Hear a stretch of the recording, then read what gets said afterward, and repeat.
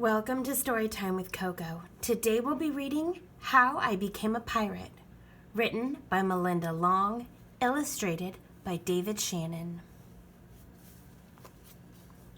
Pirates have green teeth, when they have any teeth at all.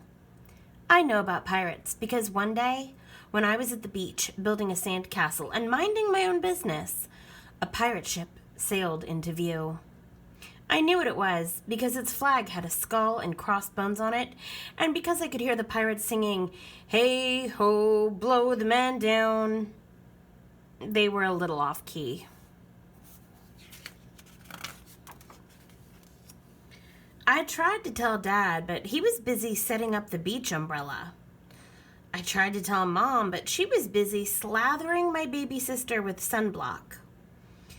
So I went back to my sandcastle, but I kept an eye on the pirates. By then, they were already rowing to shore. When they landed, the head pirate climbed out of the boat and yelled, "Ahoy thar, matey! Be this the Spanish Main?" "No," I said, "this is North Beach." "Shiver me timbers," the pirate said. "We must have taken a wrong turn at Bora Bora."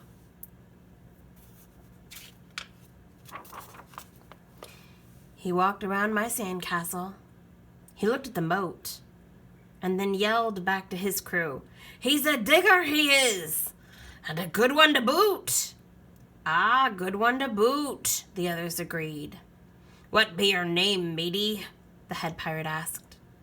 "Jeremy Jacob, sir," I told him.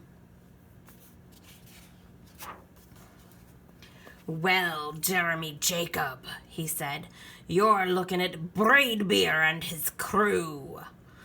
We've been needing a digger like yourself. We've a chest of treasure to bury." "Aye, treasure," the others shouted.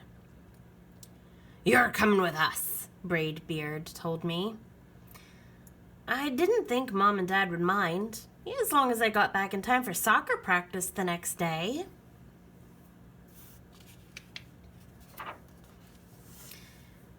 That's how I became a pirate.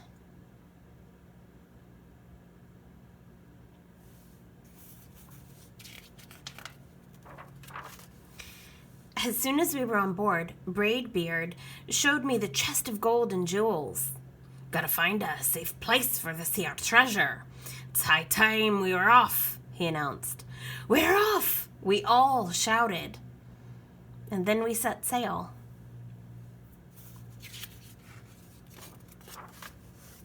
There was plenty to do on board. The pirates taught me to sing sea shanties, the louder the better, and to say real pirate stuff like landlubber and scurvy dog. By dinner time, I could speak pirate perfectly. I also learned pirate manners. Braidbeard pounded his fist on the table and yelled, "Down the hatch, me laddies! Down the hatch!" we all shouted. Braidbeard gulped his food and said, "Hand over the meat!" "The meat!" we all roared. Nobody told us to finish our spinach. There wasn't any. Or to chew up our carrots. They weren't allowed on board. We all talked with our mouths full, and nobody said please or thank you. After dinner, I tried to teach the pirates to play soccer. Braidbeard kicked the ball and yelled, "Arr, soccer!" "Arg, soccer!" the crew yelled.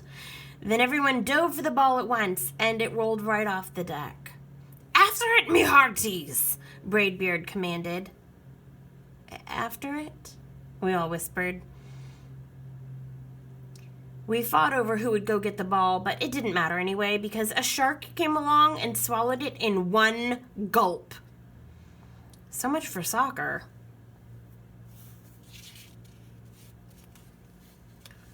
By now, it was past my bedtime, but nobody tells pirates to go to bed, to take a bath, to brush their teeth. Maybe that's why their teeth are green. Pirates sleep with one eye open, just in case. And they don't change into pajamas, unless they want to. Pirates don't do anything they don't want to, except for maybe swabbing the decks. I wanted to be a pirate forever.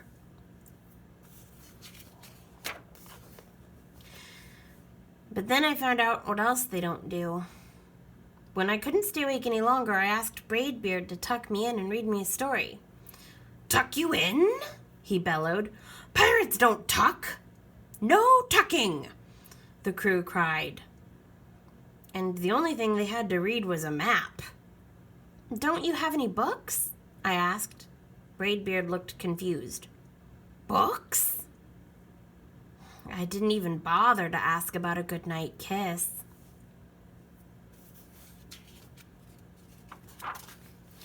It wasn't easy to fall asleep without a story, but I was finally dozing off when a storm broke. Thunder boomed and lightning flashed. I tried to hide under the covers as waves slammed up against the ship, but I kept falling out of my hammock. I couldn't find anyone in the cabin. They were all on deck. "Lower the sails!" Braidbeard shouted. "Batten down the hatches!" Everybody ran around yelling and lowering and battening. Nobody had time to sit close and tell me it would all be over soon. Nobody even noticed me. I decided that I didn't want to be a pirate after all. Just then, flash, crack, crack! Lightning hit the mast and split it right down the middle. "What will we do now?" yelled one of the pirates. "We'll have to turn back," called another. "But the treasure!" hollered Braidbeard. "Where will we bury the treasure?" I stepped forward. "Maybe I can help," I shouted over the wind. "I think I know the perfect digging spot." Where do you think it is? When the storm was over, we rowed back to shore and buried the chest. We drew a map so we could find the treasure again, but I don't think I'll need it. Jeremy Jacobs' backyard. What's this? And what's this? And that? X marks the spot. Is that where they buried the treasure? I think you're right. After that, the pirates repaired the ship and got ready to set sail. Before they left, Braidbeard handed me a flag and said, "Ye make a fine pirate, Jeremy Jacob. Guard that treasure well. We'll be back to get it soon enough." "Aye, soon enough," the crowd repeated. "And if you ever need us," Braidbeard added, "just run the Jolly Roger up the pole." "Up yonder pole!" the others shouted. And maybe I will, but not today. I have soccer practice. The end. See you next time.